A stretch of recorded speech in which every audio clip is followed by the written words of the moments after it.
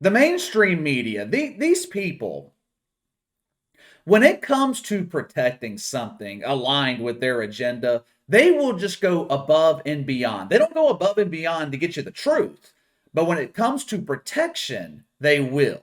You look at media coverage of the NFL, it is nothing but a smear campaign.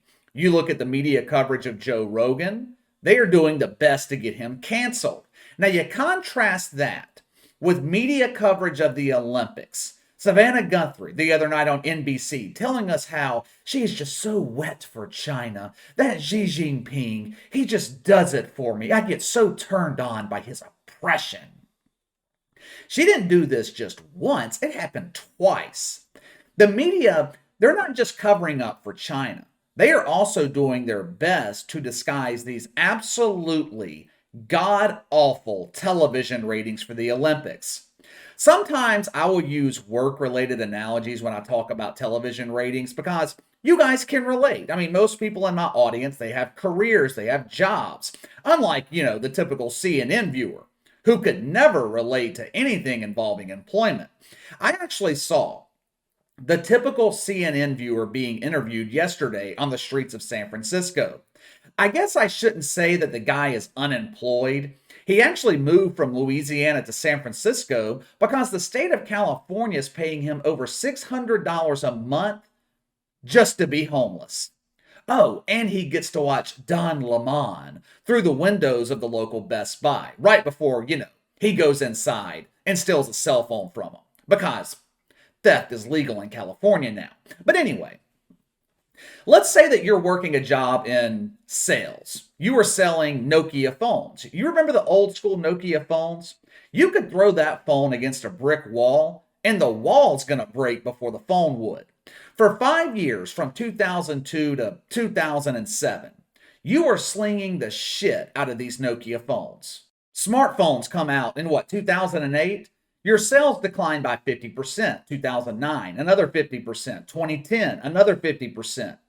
No one is interested in your brick phone anymore, running on analog. They're all going digital. Now, how would you classify your industry? Would you say that it was dying?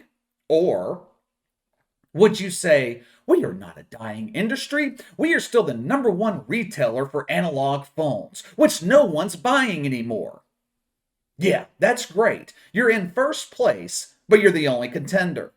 That is similar to how the media is covering the ratings for the Olympics. Now, I will give them a little bit of credit here, which is rare on this channel. We rarely praise the mainstream media, which has really become state-run media here in America.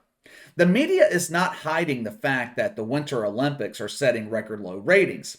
Hell, David Blaine could not hide these numbers. They're terrible. But that is not stopping the usual media spin.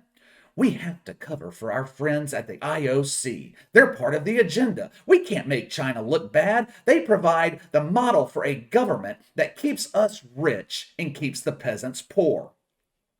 We talked about the ratings for the opening ceremony earlier this week. We're not going to get into that again today. I will give you the ratings for Monday and Tuesday. Historically, the opening ceremony will pop a decent rating, 20, 25, 30 million people. And once the competition actually begins, NBC will see the ratings increase as they go.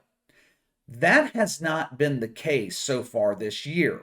The opening ceremony last Friday drew 16 million people. Monday night, NBC drew just over 11 million. Tuesday night, they drew 11 million. In the span of 72 hours, NBC drove away 5 million people. I guess Savannah Guthrie's on-air orgasm over China isn't what the typical American viewer wanted to see. Imagine that. The country that is viewed as America's biggest threat, most would call an enemy. Who would have thought Americans didn't want to hear China being praised? I don't have to explain to you how disastrous these ratings are for NBC, but have no fear. NBC came prepared this time around. Last summer in Tokyo, NBC dug its own grave with advertisers. They promised them monster ratings and they couldn't deliver. This time around, NBC knew ratings were going to be in the pooper. In a press release Monday night, NBC tried to put seasoning on this poop. Even though we are making 33% less money on advertising, Olympic ratings are 24% higher than the second most watched show on television. Oh, isn't that just great? There's nothing to see here. I shouldn't be making a big deal about the fact that ratings for the Olympics are dropping faster than a fat man running a 40-yard dash. It's the number one show on television, damn it! The media spin on these ratings has been unbelievable. Some dude named Tim Benz. He is a columnist for the Pittsburgh Tribune. He's also an ESPN radio host in Pittsburgh and a blue check mark on Twitter. Are you impressed by those credentials? Yeah, me either. According to his Twitter bio, he is the chairman of the local Virgin Club in Pittsburgh. Just kidding about the last part. He's probably a nice guy. You want to know what his excuse is for the low Olympic ratings? Being patriotic is no longer cool. Cheering for America is no longer cool. It has become a political symbol and it's divisive. For 8% of the country, he's probably right. But that's not the reason normal people aren't watching the Olympics. He also claims that Americans are not boycotting the Olympics in China because they're being held in China. His reasoning behind that statement is that Americans would not be watching the Olympics anyway. So this supposed boycott is actually ineffective, according to Tim Benz. Really? Really? Then explain to me where 17 million people just disappeared to who watched the Winter Olympics back in 2018, 4 years ago. NBC was hitting 28, 30 million viewers for the Winter Olympics. Where the hell did all those people go? In the span of 4 years, did all those people just magically decide they just didn't care anymore? China had nothing to do with it, right?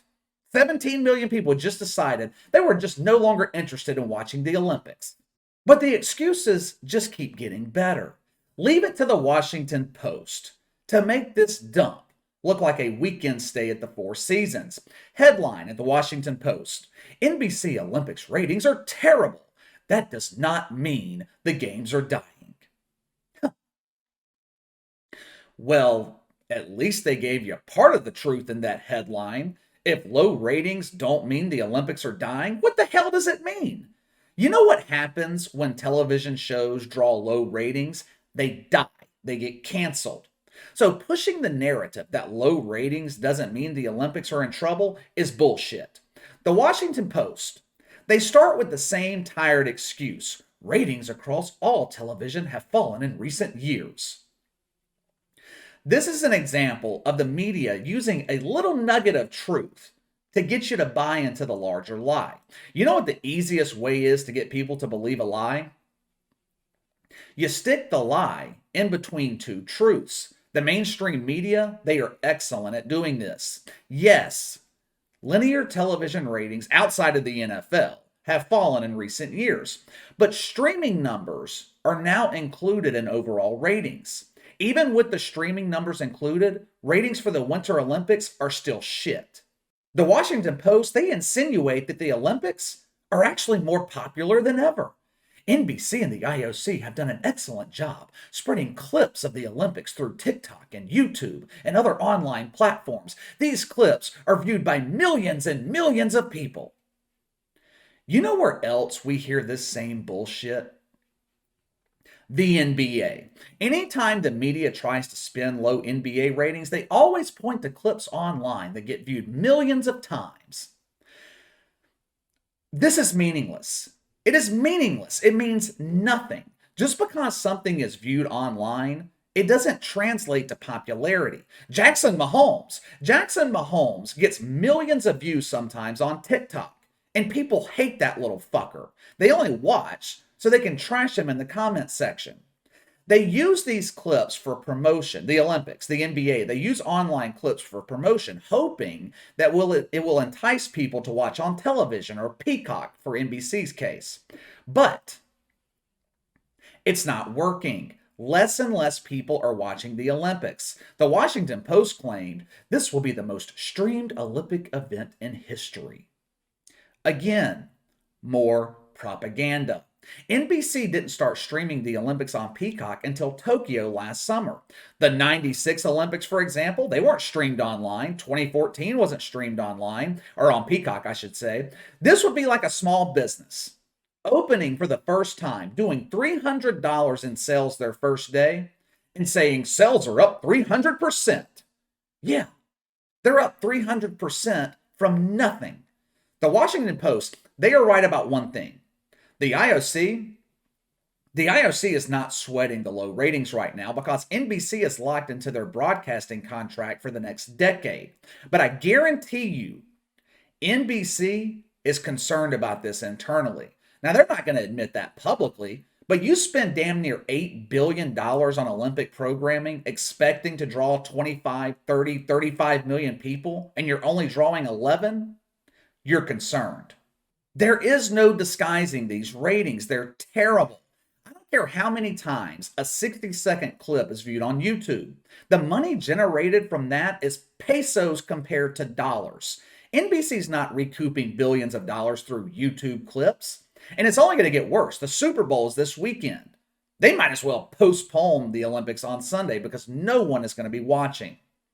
All right, let me know what you guys think. Do these low ratings signal the Olympics are dying, or is the Washington Post right? It's no big deal. Sound off in the comments below. Make sure to like and subscribe. Click the notification bell to receive all notifications from the channel. Best way to contact me is by email at btlkc84@gmail.com, KC_BTL84 on Twitter. I'll see you guys later.